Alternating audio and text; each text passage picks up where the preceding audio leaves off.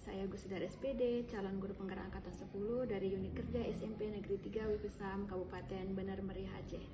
Pada hari ini saya akan melakukan tugas demonstrasi kontekstual modul 3.1 pengambilan keputusan berbasis nilai. Selamat menyaksikan.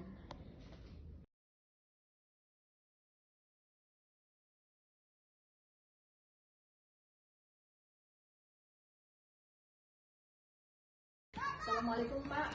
Waalaikumsalam warahmatullahi wabarakatuh. Apa kabar Pak hari ini Pak? Alhamdulillah dalam keadaan sehat, tidak ada kurang satu apapun. Saya mohon maaf Pak menunggu waktu Bapak sebentar. Kebetulan saya mendapatkan tugas dari pendidikan guru penggerak di angkatan 11 ini bahwa saya ini harus melakukan pengambilan tugas wawancara kepada beberapa kepala sekolah, termasuk diantaranya salah satunya adalah Bapak, yaitu tentang modul pengambilan keputusan berbasis nilai. Ya. Apakah di sekolah Bapak ini kira-kira pernah memiliki kasus-kasus yang membutuhkan dilema etika yang sangat luar biasa, Pak? Jadi begini Bu, sebelum saya lanjutkan, memang itu di setiap sekolah mungkin ada dilema itu, cuman kadang cara penanganannya sangat berbeda mungkin. Selama ini menjalankan pengambilan keputusan itu di sekolah itu ada terutama untuk kasus-kasus di mana ada dua kepentingan yang sama mungkin dan benar, sama-sama benar mungkin, yang mengandung nilai kebajikan.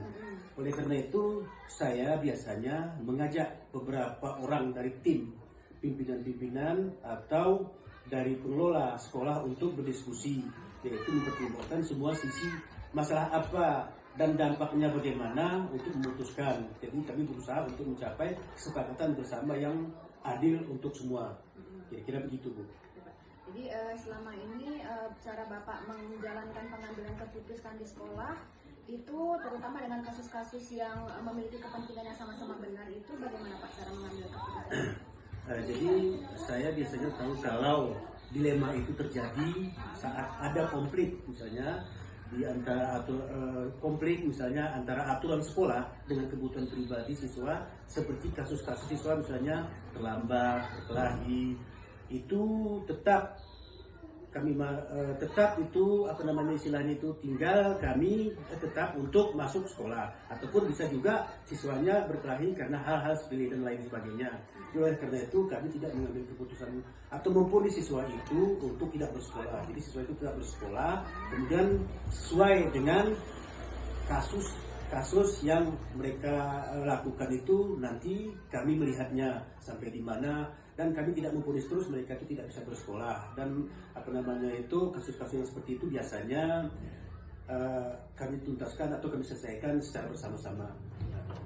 Baik Pak, tapi tadi berdasarkan uraian Bapak yang sampaikan tadi bahwa memang Bapak tetap mengutamakan rasa kemanusiaan untuk semua kasus-kasus yang sudah dialami di sekolah ini. Kemudian Pak, untuk pertanyaan selanjutnya, langkah-langkah atau prosedur apa yang biasa Bapak lakukan selama ini?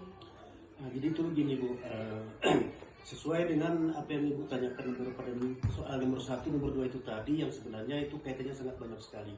Tentu sekolah, karena Ibu tadi menanyakan langkah-langkah atau prosedur, apa yang biasa dilakukan di sekolah itu, jadi begini Bu, langkah-langkah itu ada beberapa langkah yang harus kami kerjakan, atau ada beberapa langkah yang harus kami lakukan. Pertama, langkahnya adalah kumpulkan semua informasi yang terkait. Masalah apa yang sebenarnya, apakah dia berkelahi, apakah dia itu misalnya sekolahnya tidak mau, atau yang lain-lain, atau sering membuli. Itu yang langkah pertama Ibu.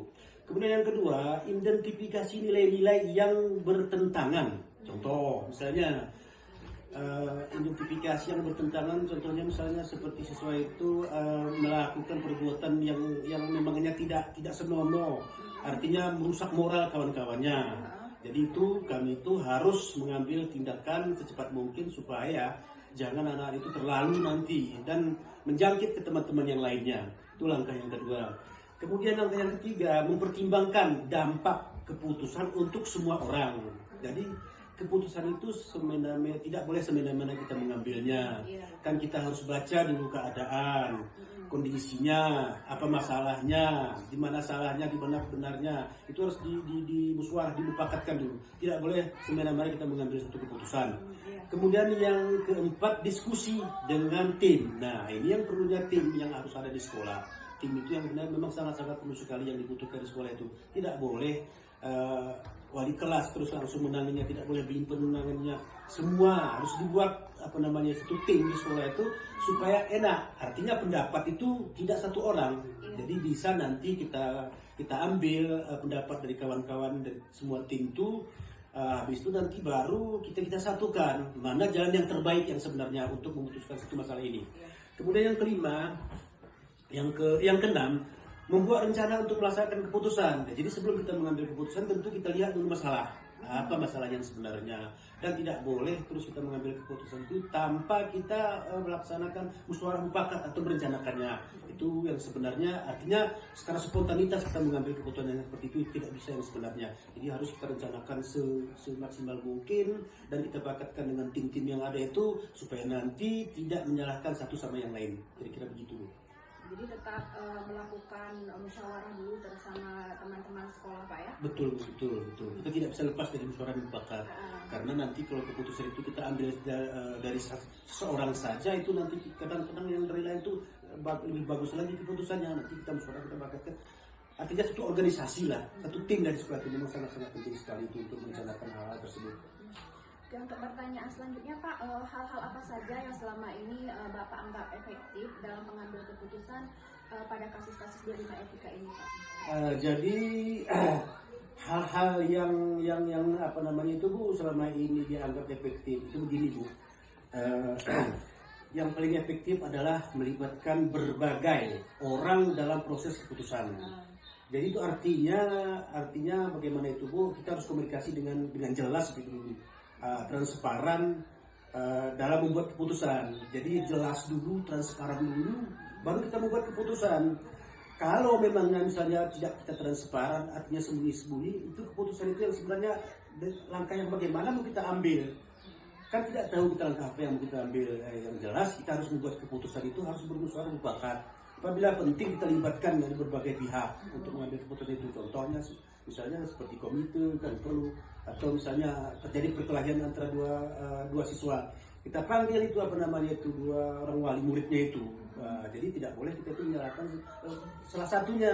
Jadi kita lihat dulu kasusnya apa, pecahan masalah. Kalau ini kasusnya cara memecahkannya bagaimana. Kalau misalnya di antara kasusnya sama, kan kita bisa jadi cari jawaban sama. Jadi kita tidak banyak untuk mengaur untuk mencari jawabannya.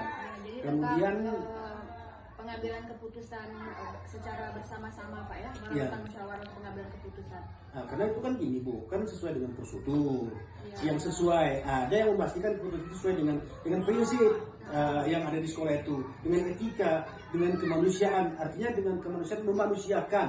Nah, jadi kita tidak boleh kita menganggap karena ini begini, ini begitu kasusnya, ini memang nakal, ini begitu. Tidak boleh yang sebenarnya itu. Artinya kita memanusiakan manusianya. Jadi kita harus mengambil keputusan itu secara musyawarah mufakat. Ada aturannya di sekolah itu. Kan secara etika kita tidak boleh mentang-mentang karena kita misalnya orang hebat, karena kita misalnya guru, karena kita kepala sekolah, tidak bisa yang sebenarnya Bapak Ibu. Jadi itu artinya kita mengambil keputusan itu dengan secara musyawarah mufakat. Jadi itu ada etikanya, ada aturannya. Tidak boleh tidak dengan pakai aturan, harus pakai aturan yang sebenarnya Bu. Baik Pak, untuk pertanyaan selanjutnya Pak, hal-hal apa saja yang selama ini merupakan tantangan dalam pengambilan keputusan pada kasus-kasus di lima etika? Jadi begini Bu, itu dari Ibu bertanya dari satu tadi sampai dengan pertanyaan selanjutnya itu masalah dilema, masalah kasus ini yang sebenarnya Ibu, masalah etika yang sebenarnya Ibu. Jadi tantangan ya Ibu, tantangannya termasuk konflik kepentingan antara pihak-pihak. Nah, antara pihak-pihak yang terlibat dalam hal-hal tersebut, terutama tekanan luar misalnya, kan anak-anak ini tidak hanya mendengarkan gurunya di sekolah, malahan kadang dari luar pun juga. Nah, jadi sanalah kadang-kadang menimbulkan satu masalah yang dibawanya ke sekolah. Jadi itu artinya dari luar, dan dan ketidakpastian dalam memilih keputusan. Nah, jadi kita kalau misalnya ada masalah yang semacam itu memang kita agak bingung sedikit. Masalahnya dari luar itu dibawanya ke sekolah kadang-kadang. Jadi waktu kita tanya permasalahan apa, masalah dilema etika anak-anak ini yang sebenarnya. Jadi kadang-kadang begini deh itu masalahnya itu. Anak-anak ini sudah terpengaruh dia. Artinya terpengaruh itu. Jadi dia merasa bagaimana itu, merasa hebat dia kadang-kadang di sekolah, merasa besar, merasa orang dihargai atau macam segala misalnya. Jadi timbul dilema etika yang macam itu. Dia meratakan, artinya meratakan itu semua yang dianggapnya bawahannya itu dianggapnya sepele. Jadi oleh karena itu Bapak Ibu, jadi tidak pasti memilih keputusan itu yang tidak tepat mungkin di sekolah pun. Jadi tim tadi yang saya sebutkan yang di awal tadi itu bukan misalnya oleh tim itu tadi, itu makanya tim itu perlu. Kenapa? Karena keputusan itu nanti kalau kita ambil tanpa tim itu artinya memilih keputusan tidak tepat. Jadi kita harus baca dulu kasus apa yang sebenarnya, masalahnya apa yang sebenarnya. Jadi kita mengambil keputusan pasti tidak tepat itu Bu. Karena kadang-kadang kita pun selaku guru, selaku kepala sekolah atau selaku komite emosi, karena tingkah ulah anak-anak ini. Nah, jadi dalam hal ini kadang-kadang sulit untuk membuat keputusan yang diterima oleh semua pihak. Jadi mungkin begini deh Bu, kenapa sulit? Karena kadang-kadang kalau misalnya kita buat keputusan, jadi mereka itu beranggapan kita memihak ke salah satu. Jadi padahal kita kalau mengambil keputusan itu kan kita tidak ada kepentingan yang sebenarnya. Tidak ada kepentingan. Kita kan namanya orang pendidik yang sudah digaji oleh pemerintah. Tugas kita mendidik, memperbaiki. Anak-anak kalau misalnya tidak seperti bagaimana supaya sportif, bagaimana supaya aktif. Kan itu tujuan kita. Jadi kalau misalnya ada masalah di sekolah itu, kita tidak boleh mengambil keputusan sendiri. Oleh karena itu, pihak kadang tidak menerimanya, pihak salah satunya. Jadi oleh karena itu dengan adanya tim, kita suarakan, kita mufakatkan. Jadi keputusan itu nanti dapat kita ambil. Jadi sesuai dengan dilema apa, etika apa misalnya, masalah-masalah apa misalnya, bisa kita ambil keputusannya. Kira-kira begitu. Ya Pak, tadi itu adalah tantangannya ya Pak ya dalam pengambilan keputusan. Kemudian Pak, apakah Bapak setiap sekali ada problem dilema etika ini, Bapak punya jadwal khusus Pak untuk menanganinya Pak? Nah itu begini Bu, saya tidak selalu punya jadwal tetap. Tidak punya selalu jadwal tetap. Tapi saya selalu berusaha. Walaupun tidak mempunyai jadwal tetap masalah ini, tapi tetap saya berusaha menyelesaikan masalah-masalah secepat mungkin. Tidak boleh saya melarut-larutkan masalah itu. Kalau misalnya saya tunggu besok lusa itu artinya melarutkan masalah-masalah itu tidak tuntas yang sebenarnya itu. Artinya masalah itu terus bertambah. Jadi orang pun berharap apa keputusan yang sebenarnya.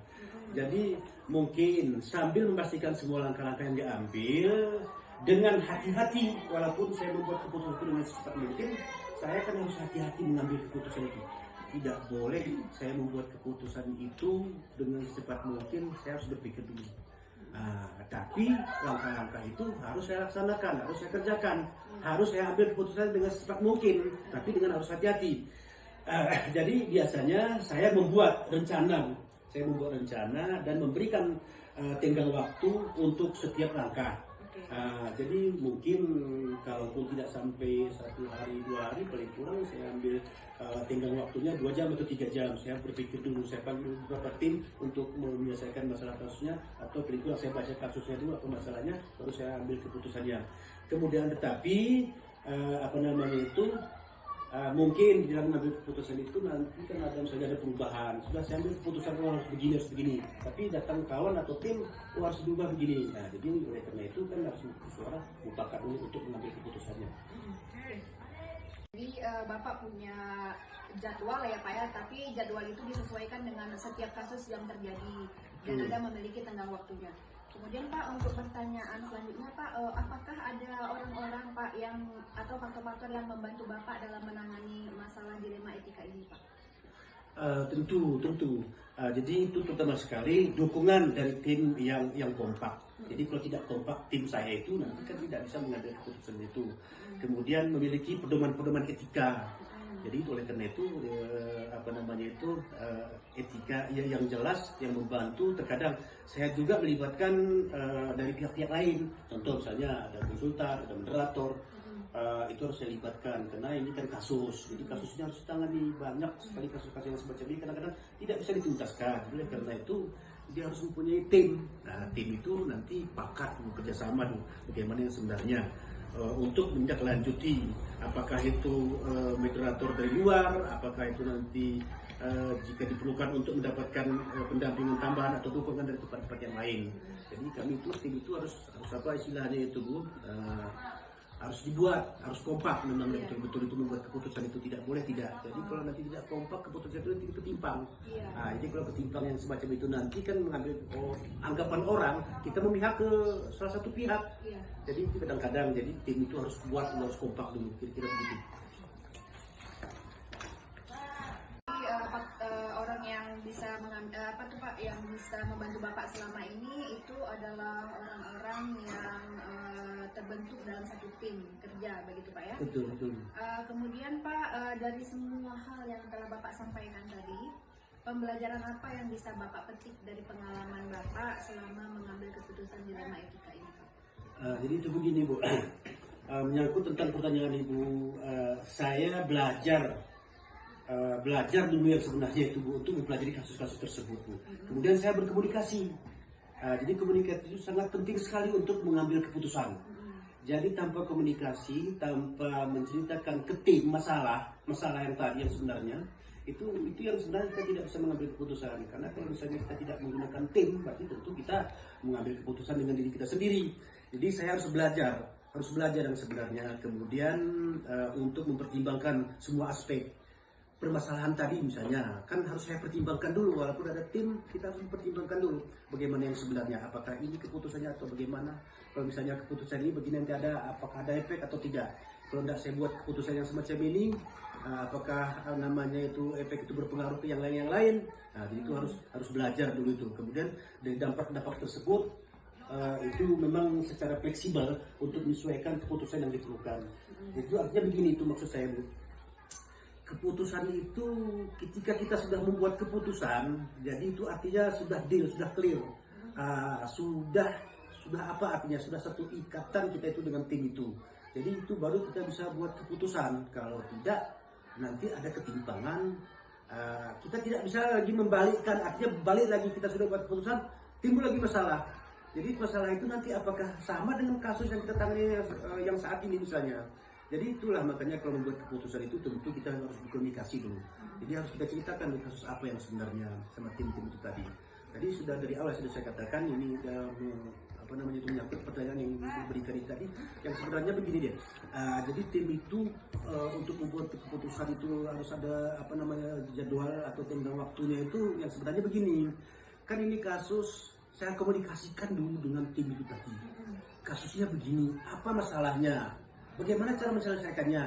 Nah, kemudian dari tim itu tadi kadang tidak bisa misalnya untuk menyelesaikan masalah-masalah yang semacam ini. Itu makanya tadi yang saya sebutkan dari awal, kita perlu pendampingan dari luar, atau kita membutuhkan moderator, atau misalnya membutuhkan bantuan dari yang lain misalnya. Kadang kasusnya memang terlalu fatal sekali, masalah etika, masalah moral ini, tentu kita harus bersuara dipakat dulu dan selalu menggunakan komunikasi. Jadi komunikasi itu sangat memang penting sekali yang sebenarnya komunikasi itu, karena kasus ini kalau tidak komunikasi, tidak transparan, kita tidak bisa membuat keputusan yang sebenar-benarnya. Kira-kira begitu. Jadi pembelajaran yang Bapak ambil dari semua kasus-kasus dilema etika ini adalah bahwa pengambilan keputusan itu tetap harus melalui musyawarah dan tidak ada kepentingan pribadi di dalam setiap pengambilan keputusan tersebut. Baik Pak, terima kasih untuk waktunya Pak. Semoga ini bermanfaat untuk saya dan bisa menjadikan tugas saya ini menjadi lebih baik lagi. Assalamualaikum warahmatullahi wabarakatuh. Waalaikumsalam warahmatullahi wabarakatuh. Jadi pembelajaran yang Bapak ambil dari semua kasus-kasus dilema etika ini adalah bahwa pengambilan keputusan itu tetap harus melalui musyawarah dan tidak ada kepentingan pribadi di dalam setiap pengambilan keputusan tersebut.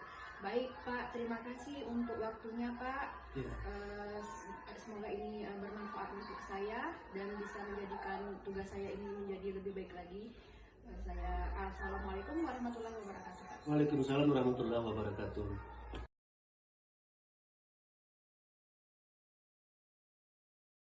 Assalamualaikum Bu Yusraini, apa kabarnya Bu? Waalaikumsalam warahmatullahi wabarakatuh. Alhamdulillah baik-baik saja. Ini mohon maaf Bu, saya mengganggu waktu Ibu sebentar Bu ya. Enggak apa-apa. Kebetulan saya ada dapat tugas nih Bu dari pendidikan guru penggerak Bu. Kebetulan saya kan angkatan 10 Bu di Kabupaten Benar Meriah ini. Iya. Jadi ada tugas di modul 3.1 tentang pengambilan keputusan berbasis nilai Bu. Jadi saya harus mewawancarai beberapa kepala sekolah untuk sebagai tugas saya. Dan salah satunya Ibu yang saya akan wawancara. Bisa Bu? Bisa. Bisa Bu ya. Ya Bu, ini Bu kita tentang pengambilan keputusan tentang berbasis nilai Bu. Ada kasus-kasus di sekolah ini misalnya Bu yang Ibu harus tangani yang menjadi dilema untuk Ibu. Iya. Kira-kira ada tuh Bu yang menjadi dilema untuk Ibu, kasus-kasus yang menjadi dilema? Ada. Ada Bu ya.